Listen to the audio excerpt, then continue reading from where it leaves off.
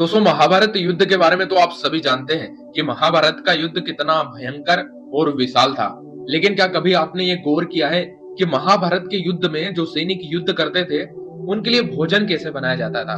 आखिर महाभारत के युद्ध में कैसे 50 लाख से ज्यादा योद्धाओं के लिए भोजन प्रतिदिन बनता था और वो भी एकदम फिक्स बनता था।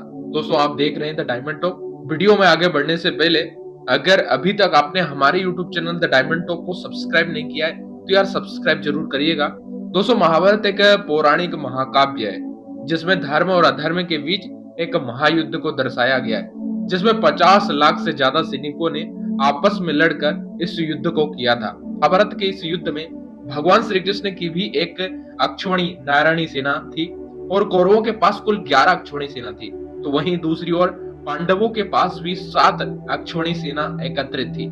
इस तरह सभी महारथियों की सेनाओं को मिलाकर कुल 50 लाख से ज्यादा सैनिक इस युद्ध में भाग लेते हैं। दोस्तों जैसा आप सभी जानते हैं कि महाभारत का युद्ध 18 दिनों तक चला था और इस युद्ध में लाखों सैनिकों के लिए भोजन की व्यवस्था करना भी एक चुनौतीपूर्ण कार्य था, और वो भी तब जब ये पता लगा पाना मुश्किल होता था कि हजारों लोगों के मारे जाने के बाद आखिर रात्रि में भोजन कितने सैनिकों के लिए बनाना है जिसमें भोजन बचे भी ना और अच्छे से सभी की आपूर्ति भी हो जाए, यानी कि अन्न का अपमान भी ना हो। कहते हैं कि महाभारत युद्ध की घोषणा होने के बाद सभी राज्यों के राजा अपना अपना पक्ष तय करने लगे कि कौन कौरवों की तरफ जाएगा और कौन पांडवों का साथ देगा। इसी दौरान कई राजा ऐसे भी थे जिन्होंने तटस्थ रहना यानी स्वतंत्र रहना उचित समझा। दोस्तों मान्यताओं के अनुसार उन्हीं में से एक उड़ीसा के राजा थे उडुपी, जिन्होंने सभी सैनिकों के लिए भोजन बनाना तय किया और इसके लिए वो भगवान श्री कृष्ण के पास जाते हैं और भगवान श्री कृष्ण के पास ये प्रस्ताव रखते हैं कि न तो वो कौरवों की तरफ से युद्ध लड़ेंगे न वो पांडवों की तरफ से युद्ध लड़ेंगे, बल्कि वो सभी सैनिकों के लिए भोजन बनाएंगे। और जब ये प्रस्ताव भगवान श्री कृष्ण के पास उन्होंने रखा तो भगवान श्री कृष्ण ने इसे सहर्ष स्वभाव किया। भगवान श्री कृष्ण से वार्तालाप करने के बाद राजा स्वयं भोजन के प्रबंध में लग जाते। लेकिन अब सवाल ये उठता है कि आखिर कैसे ये तय होता था कि कितना भोजन बनाना है। दरअसल राजा के समक्ष भी कई बार ये सवाल था कि प्रतिदिन भोजन किस हिसाब से बनाऊंगा, खाना कम या ज्यादा तो नहीं होगा।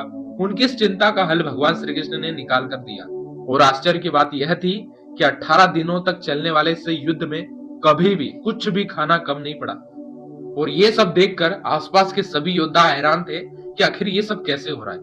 अगर 18 दिनों तक चले इस युद्ध में कई लाखों सैनिक मारे गए, प्रतिदिन मारे गए, ऐसे में भोजन बनाने वाले उडुपी के राजा को ये कैसे पता चलता था कि आज इतने लोग मारे गए हैं और उनका खाना इतना बनाना है। 18 दिनों तक चले इस महाभारत के युद्ध का जब समापन होता है, युद्ध का अंत होता है, तो युधिष्ठिर को चक्रवर्ती सम्राट बनाया जाता है और उनका राज्याभिषेक किया जाता है।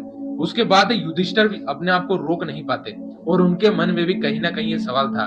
उन्होंने उडुपी के राजा से पूछा कि आखिर आप किस तरह से इतने सारे लोगों का भोजन बना पाते थे, वो भी सटीक अनुमान के साथ। तब उडुपी के राजा ने इसका श्रेय भगवान श्री कृष्ण को दिया। उडुपी के राजा ने युधिष्ठिर से कहा कि भगवान श्री कृष्ण रोज उबली हुई मूंगफली खाते थे। जैसे मान लो कि अगर भगवान श्री कृष्ण ने आज 10 मूंगफली खाई है तो समझ जाइए कि अगले दिन 10,000 सैनिकों का मारा जाना तय था। वो सैनिकों का खाना कम बनता था और इसी प्रकार 10,000 सैनिकों का खाना कम बनता था। इस तरह से भगवान श्री कृष्ण के कारण हर दिन सैनिकों का पूरा भोजन मिल जाता था। तो दोस्तों आप जान ही गए होंगे कि आखिर इस तरह से महाभारत युद्ध में लाखों योद्धाओं का भोजन बनता था और इसे बनाने वाले कोई और नहीं बल्कि उडुपी के राजा थे। अगर आपको हमारा ये खास वीडियो अगर पसंद आया हो तो इस वीडियो को ज्यादा से ज्यादा शेयर जरूर करिएगा, वीडियो को लाइक करिएगा और कमेंट में आप अपनी राय हमें जरूर दीजिएगा। साथ ही चैनल को सब्सक्राइब जरूर करिएगा क्योंकि सनातन धर्म से जुड़े हुए रोचक वीडियो मैं आपके लिए लेकर आता रहता हूँ। मिलते हैं फिर से किसी खास वीडियो में, तब तक के लिए आप सभी लोगों को जय श्री कृष्णा।